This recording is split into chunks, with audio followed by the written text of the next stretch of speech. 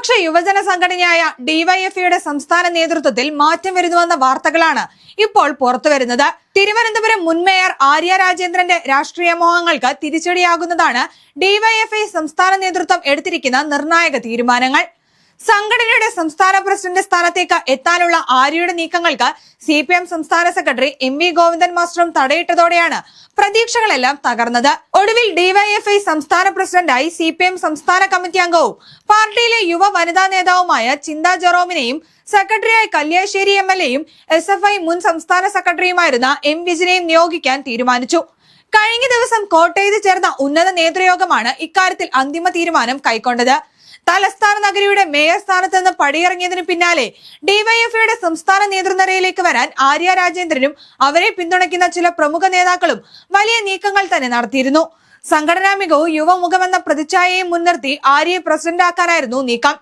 എന്നാൽ പാർട്ടി സംസ്ഥാന secretary MV Govindan ഈ ആവശ്യത്തോട് എതിർപ്പ് പ്രകടിപ്പിച്ചതോടെ കാര്യങ്ങൾ അവതാളത്തിലായി. സംഘടനാ രംഗത്തെ സീനിയോറിറ്റിയും പ്രവർത്തന പരിചയവും കുറവാണെന്ന കാര്യം ചൂണ്ടിക്കാട്ടിയാണ് ആര്യയുടെ പേര് അദ്ദേഹം നിരാകരിച്ചത്.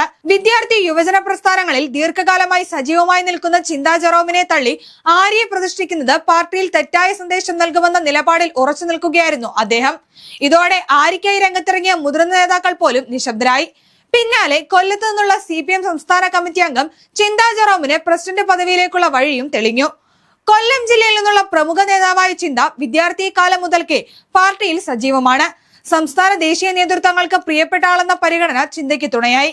വിദ്യാർത്ഥി രാഷ്ട്രീയത്തിലൂടെ കടന്നുവന്ന് പാർട്ടി സംസ്ഥാന ദേശീയ നേതൃത്വങ്ങളുമായി അടുത്ത ബന്ധം പുലർത്തുന്ന ചിന്തയുടെ പേരിന് MV ഗോവിന്ദൻ മാസ്റ്ററും പൂർണ്ണ പിന്തുണ നൽകി.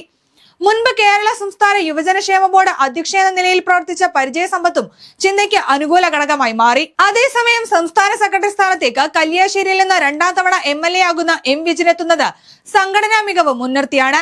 SFI സംസ്ഥാന സെക്രട്ടറി ആയിരിക്കെ വിജിൻ കാഴ്ചവെച്ച മികച്ച പ്രകടനവും അണികളെ ഏകോപിപ്പിക്കാനുള്ള കഴിവുമാണ് ഡിവൈഎഫ്ഐയുടെ അമരത്തേക്ക് വഴി തുറന്നത്. CPIM കണ്ണൂർ ജില്ലാ കമ്മിറ്റി അംഗമായ വിജിൻ SFI മുൻ സംസ്ഥാന സെക്രട്ടറിയായും അഖിലേന്ത്യാ ജോയിന്റ് സെക്രട്ടറിയായും പ്രവർത്തിച്ചിട്ടുണ്ട്. നേതൃമാറ്റത്തിൽ പാർട്ടി കർശനമായി നടപ്പിലാക്കുന്ന 38 വയസ്സെന്ന പുതിയ പ്രായപരിധി നിബന്ധനയും വിജിന്റെ പേരുറപ്പിക്കുന്നതിൽ നിർണായകമായി.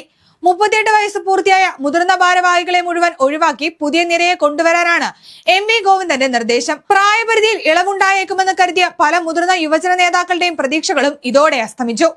ഡിവൈഎഫ്ഐ ഭാരവാഹികളുടെ പ്രായപരിധി 38 വയസ്സായി നിജപ്പെടുത്തിയ MV ഗോവിന്ദന്റെ നിലപാടിനെതിരെ പാർട്ടിക്കുള്ളിൽ നിന്ന് തന്നെ രൂക്ഷമായ അമർഷവും വിമർശനങ്ങളും ഉയർന്നിട്ടുണ്ട്. പരിചയസമ്പന്നരായ നേതാക്കളെ ഒറ്റയടിക്ക് ഒഴിവാക്കുന്നത് സംഘടനയെ ദുർബലപ്പെടുത്തുമെന്നും തീരുമാനം ഏകപക്ഷീയമാണെന്നും വിമർശകർ വാദിക്കുന്നു. എന്നാൽ പ്രായപരിധി മാറ്റമില്ലാതെ തുടരുമെന്ന കടുത്ത നിലപാടിൽ സംസ്ഥാന സെക്രട്ടറി ഉറച്ചു നിൽക്കുകയായിരുന്നു. ഓഗസ്റ്റ് 19 മുതൽ 22 വരെ തൃശൂരിൽ വെച്ച് നടക്കുന്ന ഡിവൈഎഫ്ഐ സംസ്ഥാന സമ്മേളനത്തിൽ വെച്ചാകും പുതിയ ഭാരവാഹികളുടെ ഔദ്യോഗിക പ്രഖ്യാപനമുണ്ടാകുക.